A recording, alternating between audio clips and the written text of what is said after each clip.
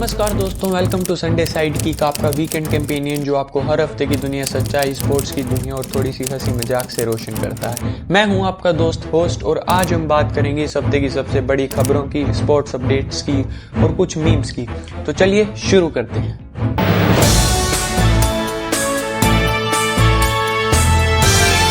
सबसे पहले चलिए बात करते हैं इस हफ्ते की सबसे बड़ी नेशनल न्यूज की। अयोध्या दीप महोत्सव 2025 रिकॉर्ड ब्रेकिंग इल्यूमिनेशन।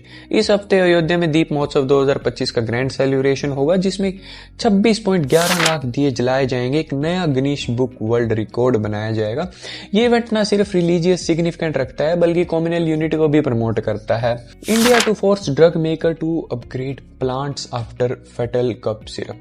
इंडिया की गवर्नमेंट ने कफ सिरप क्राइसिस के बाद ड्रग मेकर्स को अपनी मैन्युफैक्चरिंग प्लांट अपग्रेड करने का ऑर्डर दे दिया है। ये डिसीजन पब्लिक सेफ्टी को ध्यान में रखते हुए लिया गया है। बाकी ये डिसीजन बहुत जल्दी ले लिया गया है क्योंकि एमपी में 20-22 बच्चे मर गए थे कफ सिरप में, तो पहले भी डिसीजन ये लिया जा सकता था। Spice jet launch direct flights to Iraq नजल for Indian pilgrim. Spice jet ने मुंबई और अहमदाबाद से इराक के नजफ के लिए डायरेक्ट फ्लाइट शुरू कर दी है। इंडियन पिलग्रिम्स के लिए नई सुविधा है। Israel Palestine cease fire agreement. Israel और पैलेस्टीन के बीच जो लड़ाई चल रही थी, अब उसका सीज फायर एग्रीमेंट साइन किया गया, जो कि बहुत हिस्टोरिक है, जिसमें होस्टेज की रिलीज भी शामिल है।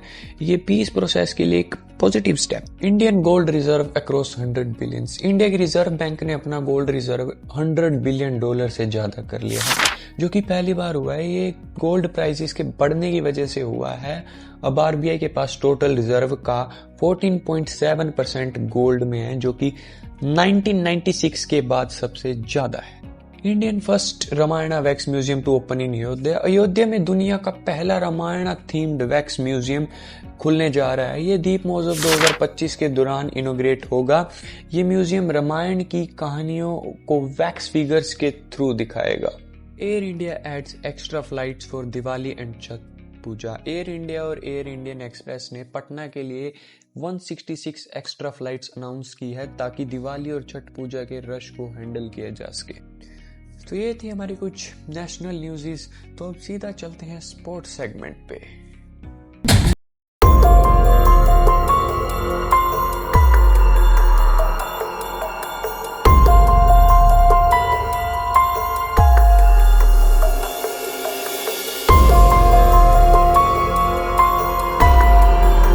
दुनिया की कुछ exciting updates. Swastik and Chirag in Denmark Open semis. Indian badminton stars Chirag Shetty Denmark Open super 70-50 के सेमीज फाइनल्स में पहुंचे हैं। ये उनका कंसिस्टेंट परफॉर्मेंस दिखा। India qualifies for AFC under nineteen women's Asia cup. Indian women's football team ने AFCU अंडर-17 वुमेन्स एशिया कप के लिए क्वालिफाई किया है, जो उनका पहला कॉन्टिनेंशियल क्वालिफिकेशन है। India victory in sultan of Johor cup. India junior men's hockey team ने मलेशिया को 2-1 से हराकर सुल्तान ऑफ जोहर कप 2025 का फाइनल में एंट्री मार ली है। गुरतोज सिंह और सौरभ ने गोल्स किए। India versus Australia ODI series begins. 19 अक्टूबर से पर्थ में इंडिया और ऑस्ट्रेलिया के बीच 3 मैच ओडीआई सीरीज की शुरुआत है। पहला मैच आज है और दोनों टीम्स के बीच काफी कंपटीशन देखने को मिल रहा है। और इंडिया के 2 लेजेंडरी प्लेयर्स रोहित शर्मा और विराट कोहली उनकी टेस्ट रिटायरमेंट के बाद 6-7 महीने लगभग के बाद ग्राउंड में दिखने वाले हैं। Cristiano Ronaldo Goa trip uncertainty. Football के लीजेंड क्रिस्टियानो रोनाल्डो ने गोवा ट्रिप के लिए अभी कोई कंफर्मेशन नहीं दिया है, लेकिन उनके फैंस अभी भी होपफुल हैं। अगली खबर है Bengaluru new 80,000 seat cricket stadium. Bengaluru में जो स्टैम्पेड हुआ उसके बाद कर्नाटक गवर्नमेंट ने एक नया स्टेडियम बनाने की घोषणा कर दी है। बेंगलुरु में एक नया 80,000 सीट का इंटरनेशनल क्रिकेट स्टेडियम बन रहा है, जो इंडिया का दूसरा सबसे बड़ा स्टेडियम होगा। ये सिटी को ग्लोबल स्पोर्ट्स मैप पर लाए। तो चलिए बढ़ते हैं ग्लोबल न्यूज सेगमेंट पे।